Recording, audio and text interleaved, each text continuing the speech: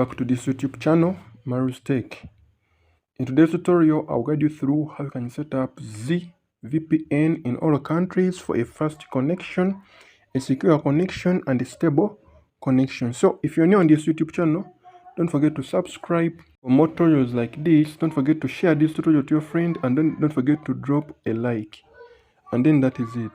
So we are going to start by opening our Google Play Store. And then once you open Google Play Store, you're going to search for this application, which is ZIVPN application.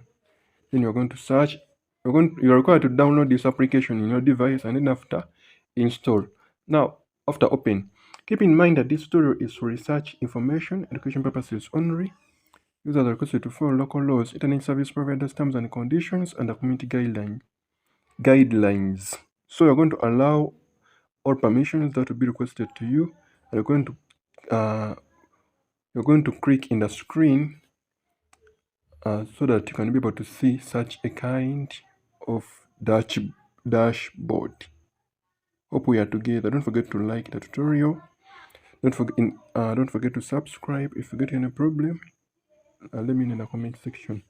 So I'm going to guide you through with the UDP settings. So I'm going to come and tap UDP, and then once you tap UDP, you're going to just come right here where you see server, or where you see German, and then you'll be required to select a server, because we have premium servers and we also have these servers which are not premium. But if you haven't yet subscribed to the premium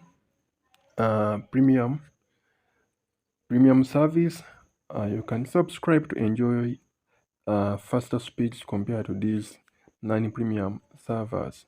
But they also work. But for this application to connect successfully, you need to choose a server that is near to your country's location, or that is from your country's location.